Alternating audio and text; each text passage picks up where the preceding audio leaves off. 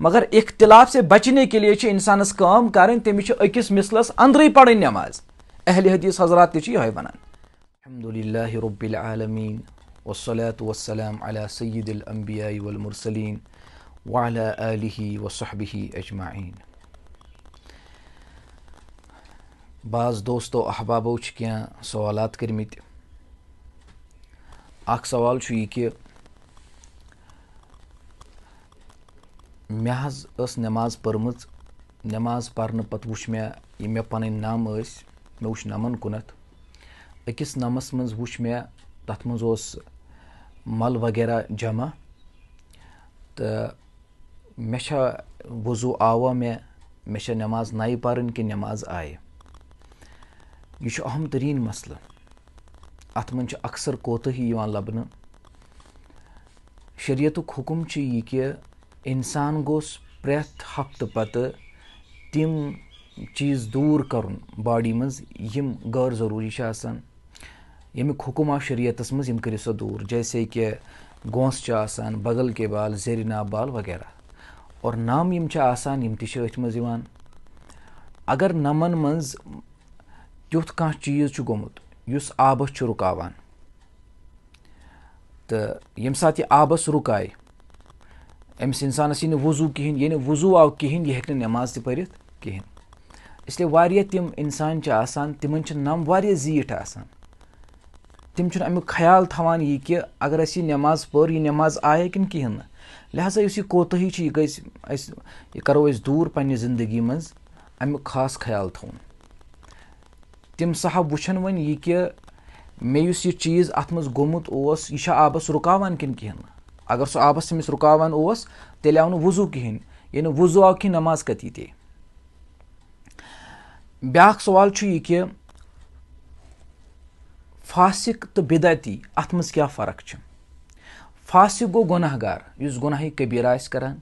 बिदअती तमिस वनान use कां अमल करान इबादत समझित, हालांकि सो अमल छन इबादत सह आसान शरीयतस मज नो चीज़ कोड़मुत सह आसान गुनाही। तिक शरीयत मुकम्मल एम नफरन कोड़ पाने वन ईजाद यह अथ समझान यह इबादत। यह फासिक आसान यह गुनाहस गुनाह समझान, लेकिन बिदअती गुनाहस गुनाह समझान क्या। गो इस बिदअती यह अम खोत ज़्यादा खतरनाक आसान इस फासिक आसान तहंद खोत उहद मामला आसान वारिया संगीन। ब्याक सवाल यह कि युस अहम तरीन सवाल बल्कि यम साहिब यमो वोन तो मे यमो कर मे मैसेज कि अमुक जवाब वनियो हज। तिमन वोन मे कि यह अहम तरीन मसल अमिच वजाहत यह जरूर वीडियोस मज करना। सवाल यह कि जोहर नमाज अमिच इंतहा क्या तो असर नमाज कर शुरू गसान। यह मसल जोहर नमाज कर शुरू गसान अत मन कंसे इख्तिलाफ। जोहर नमाज तम सात शुरू गसान यम सात आफ्ताब लागान वन बोन कुन वसन, यानी जवालुक वक्त जवाल पते गसान जोहरुक वक्त शुरू अत मन कंसे इख्तिलाफ। यह कोतन ताम रोजान अत वन इख्तिलाफ। इख्तिलाफ यह कि यूत काल प्रेथ कुन चीजुक योस छाय आसि सो रोज अकिस मिसलस बराबर। यानी अगर अस कह लूड़ थवो सो कुन जाय जमीन मज खड़ा, अगर सो तमिच छाय वुचिन सो कचा गसे, अगर सो अकिस मिसलस बराबर यानी अत बराबर गई ब्याक यानी छाय सो गई अथ बराबर इक्वलस मज अत वनान अख मिसल। ज मिसल गो यानी यह लूड़ आसि अत बराबर गस दोगन अत वनान दो मिसल। तमाम यम अइम्मा सलासा यानी इमाम अहमद बिन हंबल रहमतुल्लाह अलैह, इमाम मालिक रहमतुल्लाह अलैह, इमाम शाफी रहमतुल्लाह अलैह और अहनाफन मज यानी हनफियन मज बड़ ज इमाम, इमाम अबू हनीफा रहमतुल्लाह अलैह सिंद बड़ शागिर्द ज इमाम मोहम्मद तो इमाम अबू यूसुफ, यम तमाम वनान कि जोहरुक वक्त रोजान त्युत काल यूत काल प्रेथ कुन चीजुक साय रोजान अख मिसलस तामत। मगर पन छाय तम वरय अख मिसल युत काल यह रोज त्यूत काल रोजान जोहरुक वक्त। इमाम अबू हनीफा रहमतुल्लाह अलैह फरमान न प्रेथ कुन चीजुक छाय आसि गस डबलस मज दो मिसल युत काल रोजान जोहरुक वक्त।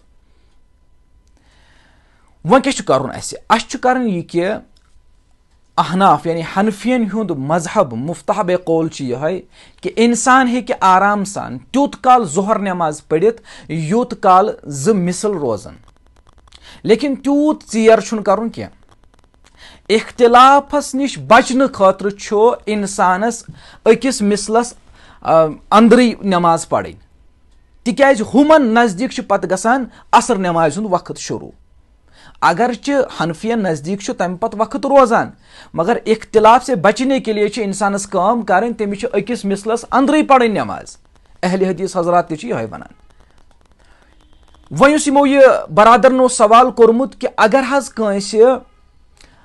अगर कंसे असर नमाज यानी यम सात टाइम गो युहुंद मतलब यह कि ज मिसल ब्रोंठे अगर कंसे अजान दिस अगर नमाज पढ़ तमिस आया असर नमाज, तमिस आया असर नमाज।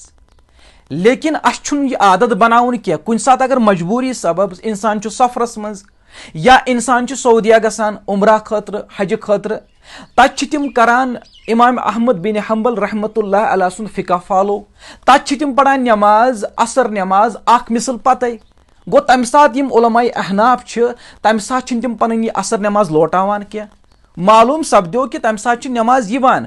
अगर कुन सात इंसान सफरस मन या तिस क्या मजबूरी तम सात आई नमाज, लेकिन यह आदत बनाउन क्या इख्तिलाफ से बचने के लिए और असरच नमाज पढ़ ज मिसल पते ताकि तमाम नजदीक यी नमाज। वन अगर इंसान पढ़ अख मिसल पते असर नमाज इमाम सुबस नजदीक आय नमाज कहें गो इख्तिलाफ से बचने के लिए पढ़ इंसान सह पढ़ जोहर नमाज तम सात यम सात अख मिसल अंदरी पढ़ सो जोहर नमाज असर नमाज पढ़ ताकि सारनी नजदीक यी अमिस जोहर नमाज। असर नमाज पढ़ यम सात ज मिसल गसन तम पत पढ़ असर नमाज ताकि तमाम नजदीक यी अमिस असर नमाज।